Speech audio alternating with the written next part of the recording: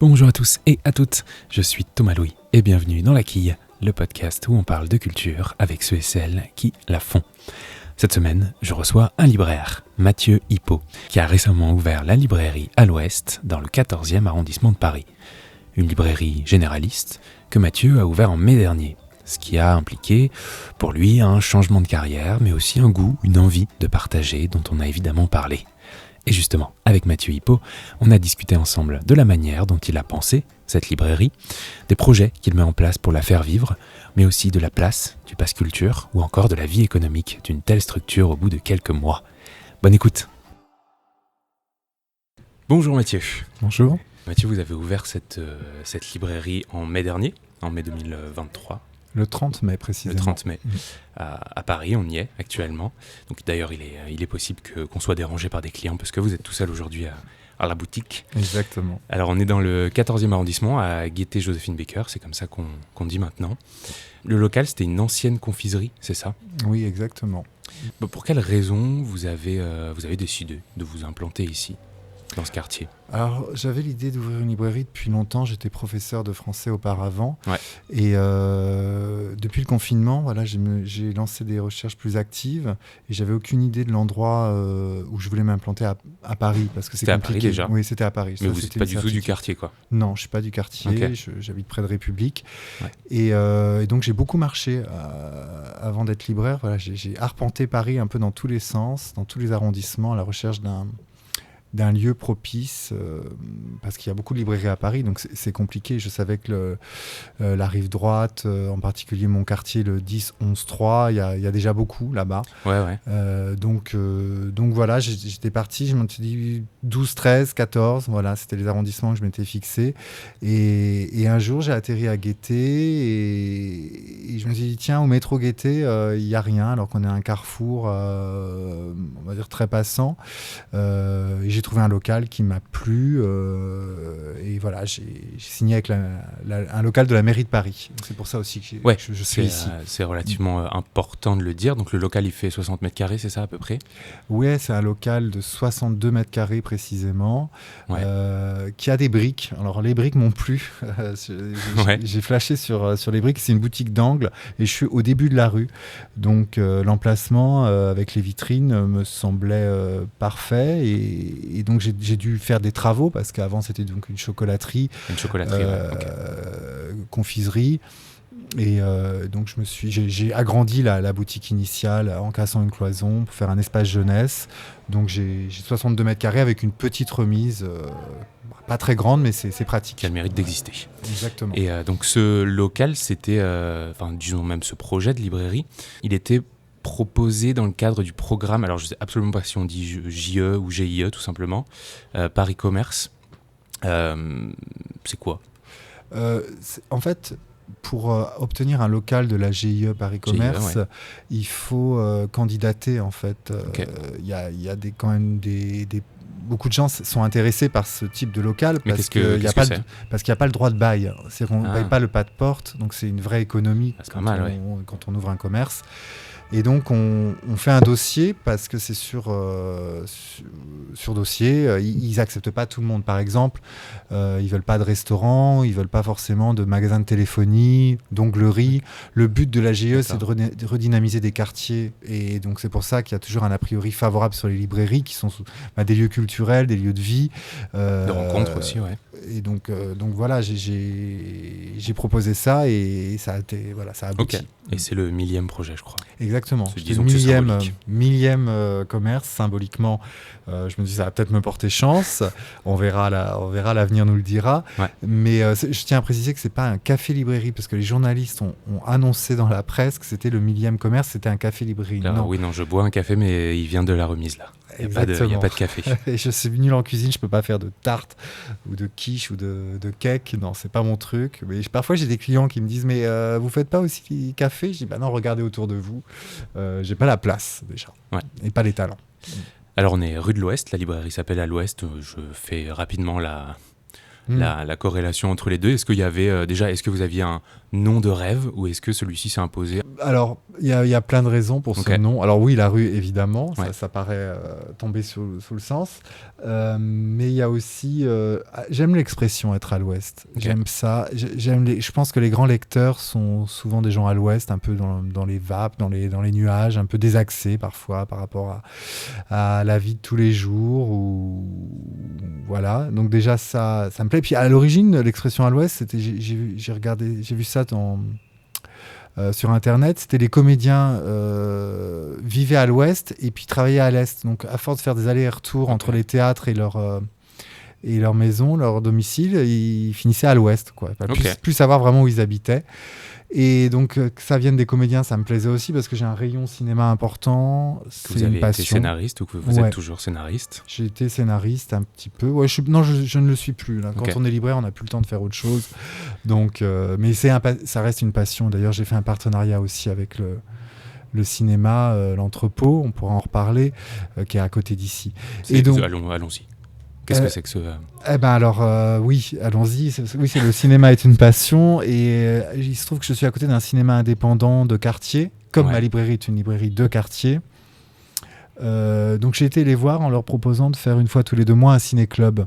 Trop bien. Voilà. Donc le principe, c'est simple, c'est un cinéaste publie un roman par exemple ou un beau livre lié au cinéma, on fait une projection d'un film choisi par l'auteur et à la fin de la séance, on vend son livre.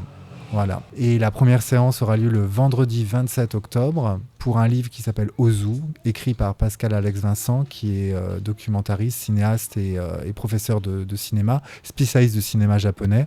Et donc il a écrit un livre sur Ozu aux éditions La Martinière et il viendra nous présenter un classique d'Ozu, un film très rare. Donc je vous invite à venir. Trop bien. Et en décembre, ce sera un livre par Jeanne Moreau aux éditions Gallimard. On fera une projection d'un film de Jeanne Moreau avec ou un film de Jeanne Moreau parce qu'elle a été aussi réalisatrice. On n'a pas encore décidé du film.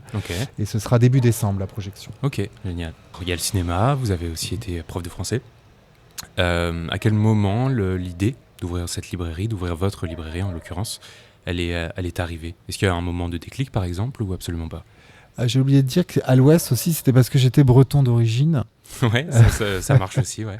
Donc ça marchait aussi pour plein de raisons, l'expression à l'Ouest. Et puis peut-être qu'en Bretagne, déjà, j'avais l'idée d'ouvrir un jour une librairie, parce que je me souviens qu'étudiant à Rennes, je passais mon temps dans les librairies, les petites librairies de quartier aussi. Et voilà, j'étais pas à la Fnac. Il y en a une à Rennes, mais moi j'étais dans des lieux plus conviviaux, plus chaleureux. Et je passais mon temps dans les rayons. Ok, donc naturellement, cette idée d'ouvrir votre librairie est arrivée. Voilà, elle a germé, je pense, en Bretagne, et puis elle s'est concrétisée longtemps après, dans le 14e, pas loin de Montparnasse. Ok. Est-ce que vous avez demandé d'autres conseils à des libraires? Je crois déjà que vous vous êtes formé dans un premier temps. Oui, j'ai fait l'école de la librairie à Maison-Alfort, 4 mois. Donc, une formation théorique et pratique, parce qu'on a 2 stages obligatoires d'un mois. Donc j'ai choisi 2 librairies à Paris qui étaient dans la dimension que je désirais, vraiment des petites librairies de 50 à 60 mètres carrés. Voilà, pour un peu voir tous les postes, toutes les tâches du métier de libraire. Et justement, qu'est-ce que vous avez vu entre vos attentes, vos aspirations, vos rêves peut-être, et puis la réalité? Oui, alors c'est vrai que c'est un métier qui suscite beaucoup de fantasmes. Et j'en avais, comme tout le monde, un fantasme un peu romantique. Libraire, on passe son temps à lire et à conseiller. Par exemple. Ça, c'est pas la réalité. Ouais. On a moins le temps de lire, presque. Hélas, non, mais si, on a le temps de lire quand même, évidemment, mais on est...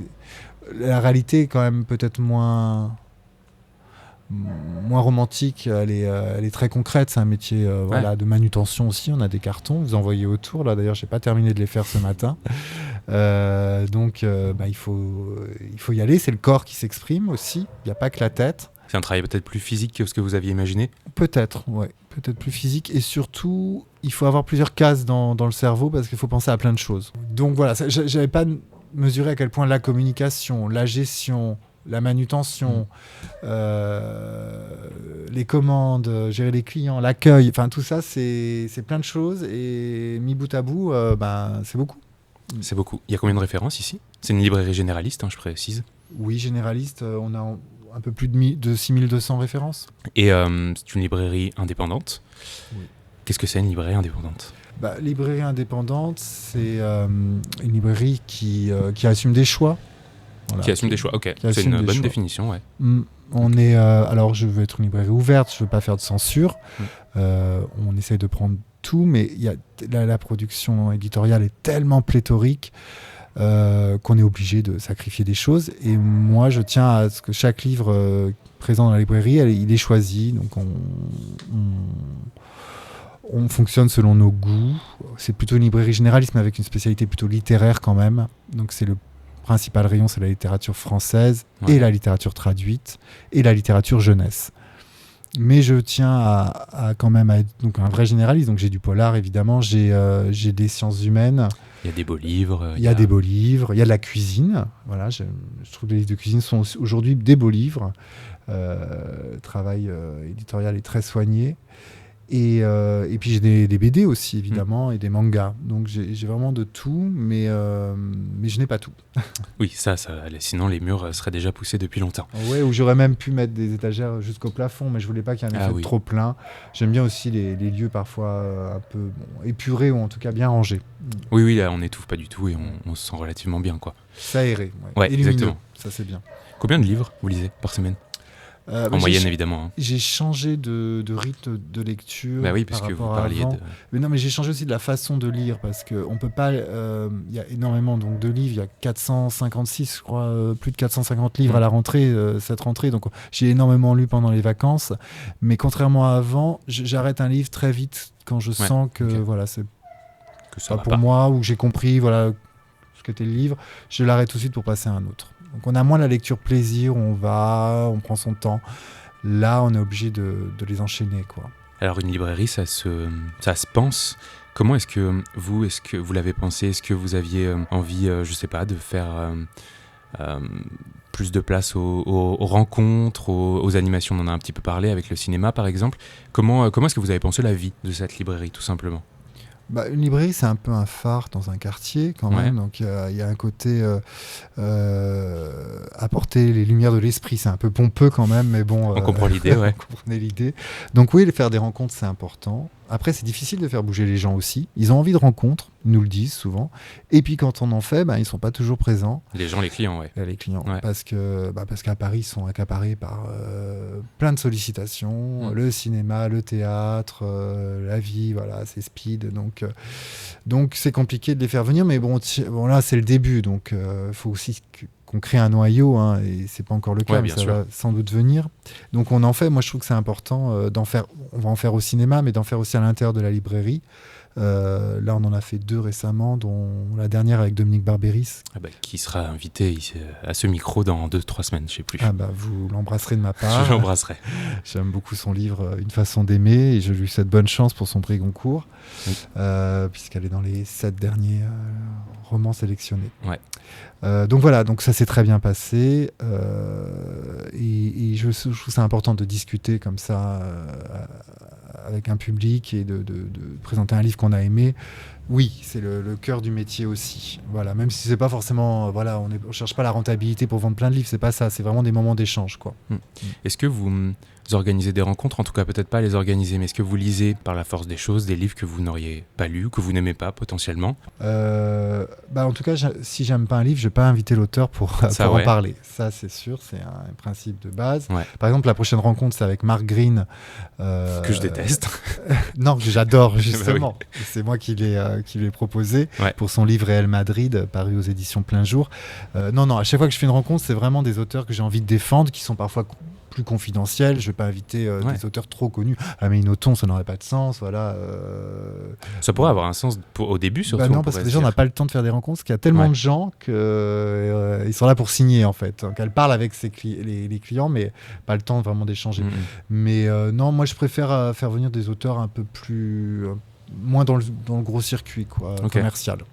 Ça m'intéresse Est-ce que vous avez dû, je sais pas, adapter un petit peu vos goûts au goût de votre clientèle? Oui, bah, ça c'est l'éternel. La librairie elle est ouverte depuis 4 mois, donc c'est encore compliqué d'avoir une idée précise de la clientèle. Ok. Voilà, on observe, pour l'instant on est en phase d'observation, mais c'est l'éternel conflit quand on ouvre une librairie entre son identité, ce qu'on a envie, quelle tonalité on a envie de donner, quelle identité, et les goûts des clients. Donc on navigue un peu entre les deux, où on ne veut pas se trahir non plus et faire que pour les plaisirs aux autres. On a envie aussi de parler de soi quand même, quand on ouvre un livre, Ouais, un puis lieu après à c'est soi. son bébé aussi, comme on dit. Voilà, donc voilà, on est un peu entre les deux et on ajuste, mais bien sûr qu'on ne peut pas faire sans les meilleures ventes, c'est aussi un commerce. Et puis qui ne sont pas forcément synonymes de médiocrité par ailleurs. Exactement. Donc on trouve sur les tables les meilleures ventes, voilà. Mais que je peux aimer. Par exemple, je pense à un livre, Panayotis Pasco, là, son dernier livre qui est paru chez Stock, la prochaine fois que tu m'enverras la poussière. C'est un livre, je l'ai reçu en un exemplaire, je l'avais commandé, parce qu'on commande les livres 2 mois à l'avance. On les choisit sur catalogue, avec un représentant. Ouais. Je l'avais choisi en un seul exemplaire. Et j'ai constaté l'engouement pour le livre. Et évidemment, j'en ai recommandé. Et puis, je l'ai lu. Et je me suis trompé, vraiment clairement trompé. Donc, les libraires ont aussi des préjugés. C'est un très bon livre. Un livre très personnel, où il dit sa vérité, où il parle de sa difficulté à être lui-même, en fait, à s'assumer en tant qu'homosexuel. Il parle aussi de la relation amour-haine avec son père. C'est très touchant. Et voilà, donc le livre m'a vraiment emballé. Et je le reçois d'ailleurs, Panayotis Pasco, à la librairie. Comme quoi. Comme quoi. Il vient gentiment le 15 novembre. Donc, et puis il a un autre mérite, ce livre, c'est de faire rentrer les jeunes en librairie. Je trouve qu'il y a beaucoup... Oui. Le public est, j'ai l'impression, assez jeune, précisément. Oui, ouais, vraiment. Des jeunes entre 20 et 30 ans qui sont peut-être pas les plus gros lecteurs, on va dire. Ils ont poussé là à la porte de la librairie et ils lisent le livre et ils l'aiment, ils ont envie d'en parler. Et puis ils ont le pass culture parfois, les lycéens, donc ça aussi ça fait venir les jeunes en librairie, ça c'est bien aussi. Ah bah oui, d'ailleurs le pass culture, qu'est-ce que vous avez noté au bout de 4 mois? Je trouve que c'est une très bonne initiative parce que moi j'étais professeur dans un lycée professionnel où j'avais des élèves qui étudiaient la cuisine, le service en salle. Ouais. Et j'aimais bien le contact avec ces jeunes, ils avaient entre 16 et 18 ans. Et ça me manquait un peu. Je me disais en librairie, je vais peut-être pas les revoir. Grâce au Pass Culture, je peux les voir, échanger un peu avec eux, avoir un autre rapport que le prof-élève. Et c'est bien. Et ici, il y a beaucoup de mangas, comme on le dit beaucoup dans les médias. Et ça aussi, c'est des préjugés. Les jeunes n'achètent pas de manga. En tout cas, ceux qui viennent ici pour avec leur Pass Culture, c'est pour le Panayotis, par exemple, Pasco, pour acheter aussi des sciences humaines, des ouvrages féministes. Parce qu'évidemment, la question féministe, aujourd'hui, ça irrigue... oui, le rayon, il est bien, j'ai regardé en plus. Oui, il est assez fourni. Ouais. Et donc, c'est des questions qui préoccupent les jeunes. Et l'environnement aussi. J'ai un rayon environnement. Okay. Et ils achètent beaucoup de sciences humaines. Et sinon, des livres de fond. L'autre fois, j'ai un jeune, avec son Pass Culture, il a acheté pour presque 100 € de folio sur Zola. Voilà, les œuvres de Zola. Est-ce que c'est si difficile qu'on le dit économiquement de tenir une librairie? Je pense que c'est un commerce fragile parce que les marges sont faibles, mais c'est encore trop tôt là pour moi de dire si quelque chose... voilà, si c'est compliqué ou pas. Je pressens qu'il faut faire attention, bien acheter, pas trop flamber, mais c'est encore trop tôt là pour dire. Si on est là aujourd'hui, c'est que vous y croyez plus que jamais, mais comment est-ce que vous voyez ce métier évoluer? Comment je le vois à l'avenir? Ouais, peut-être pour vous, parce que j'imagine que vous pouvez pas parler pour tout le monde. Bon, déjà en règle générale, là je réponds pas forcément à votre question, mais... C'est pas grave, on est là pour ça.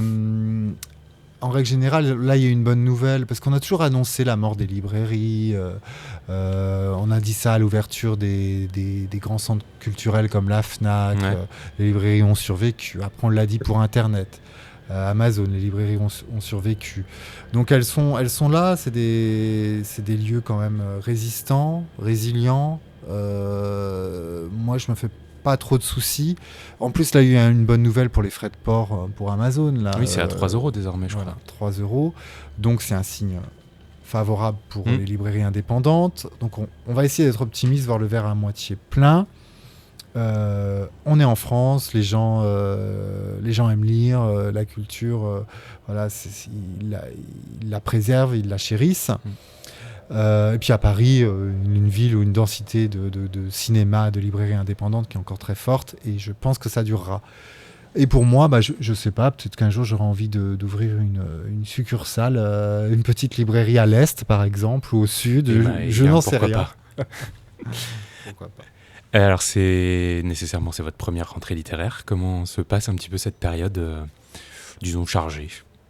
Oui, alors c'est excitant une rentrée littéraire parce que on a beaucoup lu avant les mois d'été, et puis après les livres sont sur table, on les met et on a un petit pincement comme ça, un petit papillon parce que on a nos coups de cœur et on les défend. On a envie que les lecteurs s'emparent de nos coups de cœur. Donc c'est super, c'est une période très, très intéressante.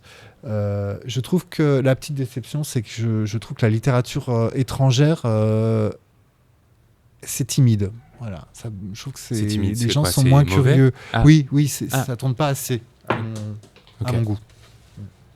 Mais pour la littérature française, non, c'est bien. Je vais vous poser la dernière question que je pose à tous mes invités, à toutes mes invitées. Est-ce que vous avez plusieurs coups de cœur culturels à nous partager ? Un coup de cœur, j'ai été voir récemment l'expo au musée d'Orsay Van Gogh, et je trouve que c'est une expo magnifique où sont réunies les dernières toiles de Van Gogh. Sa période à Auvers-sur-Oise, ils ont réuni 54 toiles sur 70 tableaux qu'il a peint en 2 mois, donc c'est énorme.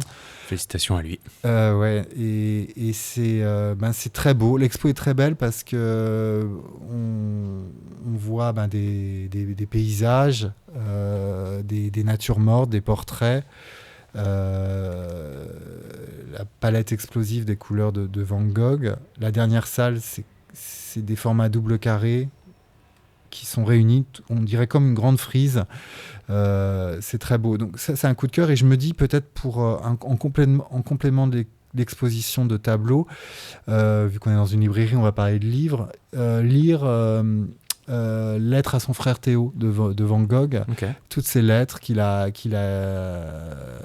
sa correspondance, les lettres qu'il a écrites à son frère, où on découvre un Van Gogh. On dit qu'il était fou, mais en fait c'est un cliché. Il n'était pas fou, c'était quelqu'un de très cultivé, et ses lettres sont assez déchirantes parce qu'il fait part de ses difficultés matérielles, et voilà, c'est très beau. Je pense qu'on peut lire ça avant ou après l'exposition. On découvre que pour les passionnés de peinture et de littérature, c'est génial. Parfait. Merci beaucoup. Merci à vous. Et bien voilà, la quille, c'est terminé pour cette semaine, mais on se retrouve la semaine prochaine avec une nouvelle invitée ou un nouvel invité pour parler culture. En attendant, n'hésitez pas à vous abonner au podcast, à vous abonner aux réseaux sociaux de la quille, notamment Instagram, et puis à en parler autour de vous, tout simplement. Merci beaucoup pour votre écoute et à la semaine prochaine.